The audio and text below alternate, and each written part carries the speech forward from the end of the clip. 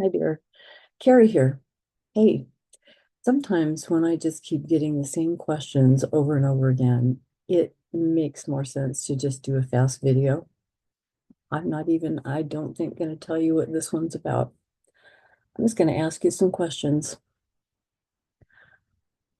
When you were learning to walk, what kind of surface were you learning on? Was it a carpet? Was it a tile floor? Was it concrete? Was it grass? Was it all of the above? Was it a mixture? How long did it take you to learn how to walk? There was a little kid that lived down the street. How long did it take them to learn how to walk? Were they up and walking before you were? Were they walking way after you did? We all come with different physiological and mental capacity, which evolves over time. We're all in an environment that, no matter how similar it looks to somebody else's, is totally different.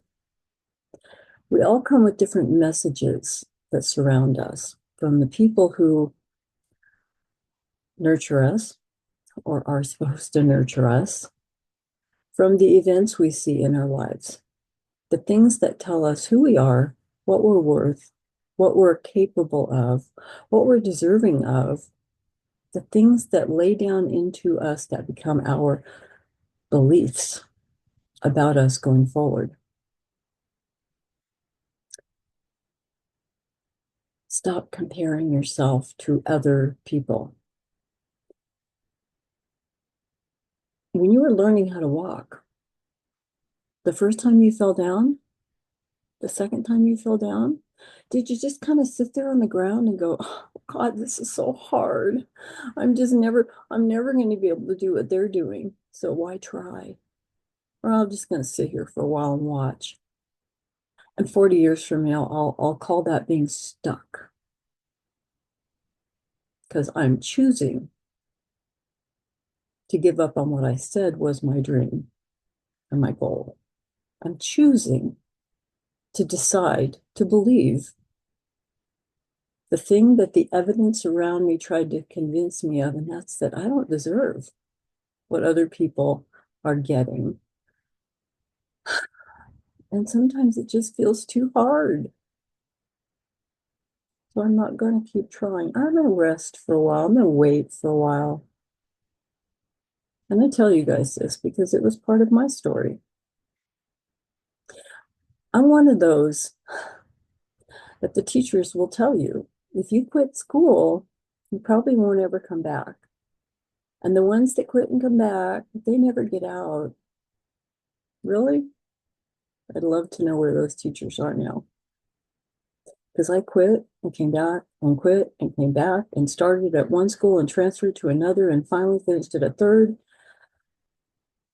And I've been doing this since 1979. And I never thought I'd have anything more than a certificate that said I could record until I decided that maybe that was possible. Oh, let's try. Let's see. No, no blame, you know, no criticism. Let's just give it a try. Let's see how far I can go. Let's see how far I can push. And the weird part was the more I pushed, the easier this stuff got. You know, it's like when you're pushing for speed, your accuracy cleans up, not at the high speed, but it follows behind in a little algorithm. You push for speed, and this speed is never accurate, but this speed becomes way more accurate. So that's why we push, part of why we push. We also want to train our hearing because you can only write as fast as you can hear and understand what you think you're hearing. Anything that your brain can't translate instantly from an auditory source is going to make you hesitate. It's part of the lump in the rug that makes you trip when you're learning how to walk. It's all of those elements. Stop comparing yourself to other people. stop looking at who's doing what in the lanes next to you. Stay in your own lane. Remember your goal. Remember your why. Why the hell did you start doing this thing? It was a good enough reason to get started and jump in. Is it still enough of a good reason to keep going?